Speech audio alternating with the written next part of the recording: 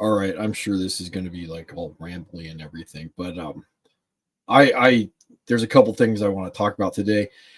Starting off with the Chris Rock back. He did his comedy show like in the late '90s, early 2000s. Um, and he did this act, and part of it was like I can't say certain things on YouTube, but the idea is, there are things that you're supposed to do, like certain people asking for credit for things that you're supposed to do. In his comedy show, he says, I take care of my kids. And he's like, yeah, you're supposed to do that. Like, I didn't go to jail. Yeah, you're not supposed to go to jail. And I bring this up because like these two very interesting things happened this last week. Like, first of all, Biden's energy secretary, Jennifer Granholm, um, her staff, like she was going cross country, and her staff drove ahead of her because they're in electric cars, parked in the spot to recharge your vehicle in the gas powered cars, because the electric cars, the technology is not there yet. If it ever gets there, it's not there now. So they to try and show off that, like, oh, you can do these things, go buy these electric cars, these batteries, from the child labor in Africa to send to the sweatshops in China to make your batteries. um Her staff drives ahead in the gas powered cars, because the battery cars aren't as good.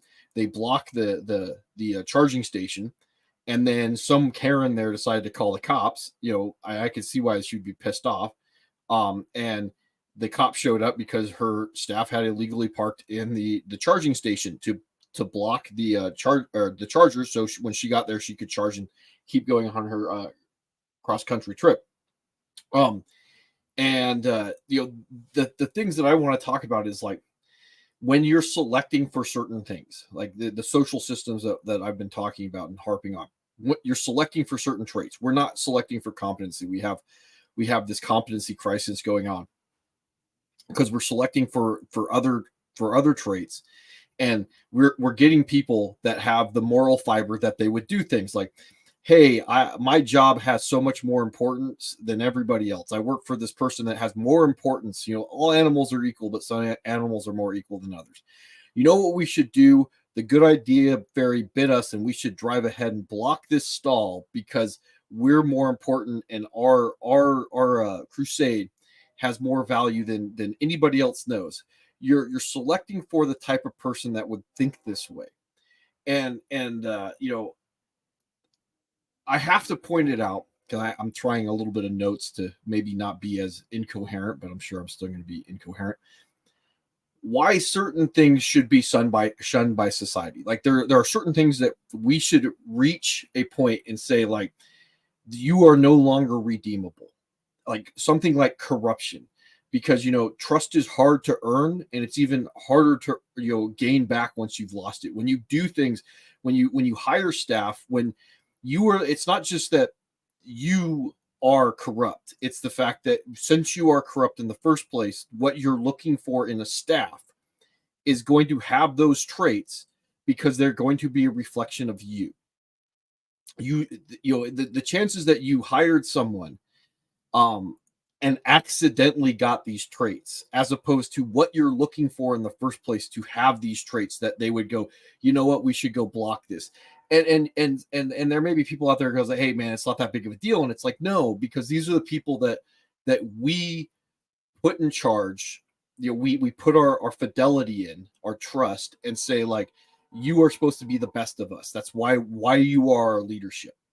And then they're turning around and they are the worst of us, and they are selecting for people even worse than them, right?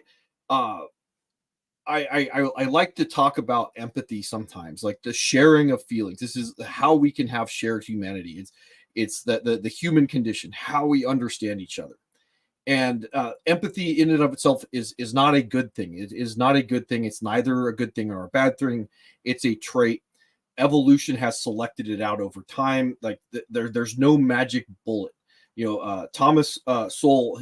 There are no trade-offs, or excuse me, there's no solutions. There's only trade-offs, right?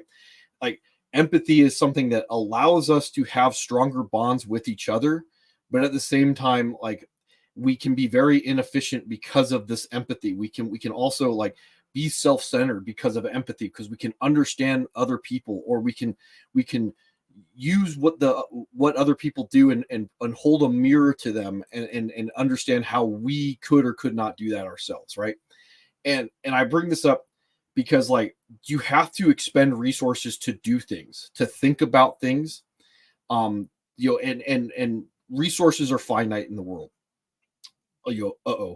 Marxist. Like, resources are they're hard to come by. Like, that's like part of the reason why humans have been successful as a species, is because we've been able to find ways to get protein. Protein's not very easily to get out in nature, and you have to expend resources to do things like think. You have to expend resources to give a flying fuck, to empathize with someone on another continent. You have to expend resources, and these resources are finite. They're difficult to get, and you live in such affluence that you can waste resources thinking about someone that will never think about you in their lives.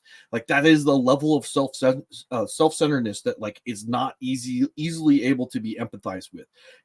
The fact that your crusade is so much more valuable than another family going cross country, that it would not dawn on you to waste the resources to say, I shouldn't do this, right? These are the traits that you're selecting for. Because I ask people when they do this stuff, like, why do you care?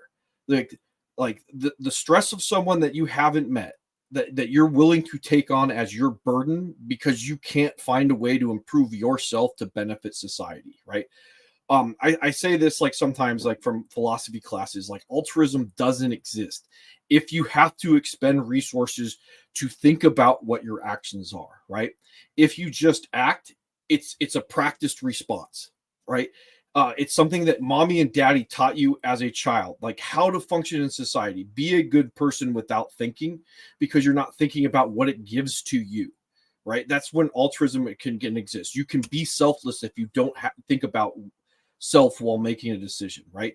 So, like, climate change, like, I've become apathetic to climate change, not because it does or it does not exist. I just don't care anymore, because, like, I can't find the truth. No one is playing by the rules. They are bending the rules by parking in parking spaces to get the outcome that they want, because they're trying to manipulate an outcome, and I just don't care anymore. Like, if the earth ends tomorrow, so be it, because the cure is worse than it is than the disease, right? Like, uh whatever they're doing to solve climate change, we are worse as a species because of what they're trying to do to solve it. We're not better as a planet, right? Like, this is shit that you're supposed to do. You shouldn't be polluting the world. We understand this. We don't need someone to say they know better and go out and chastise the world, and fly private jets across the world, and put more pollution out there, because, like, their crusade is more important, right? So, let's see. Uh, like, you don't have to go out and say that you don't molest children, because if you come out and you say something like that, like, people should be suspicious of you, right? And I bring this up, because you go like, well, that was non sequitur, because Apple, the corporation, released an ad, a 5-minute ad, to talk about new watches, and to virtue signal about all the things that they are doing to help the environment. It's a 5-minute ad just to be like, look how awesome of a company we are. And I am not going to break down all the nonsense that they had in the ad, as they hire some black lady to come in and play the role of Mother Nature, and condescend to everybody in the room.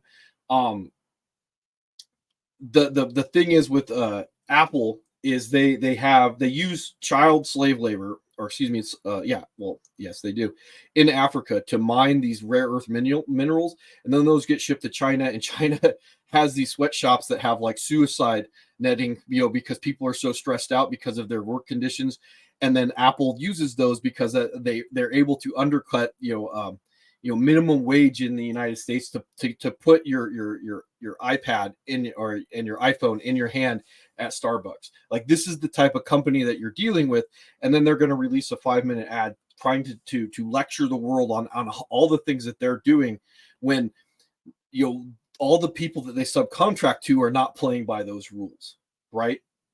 And let's see, I'm reading my notes.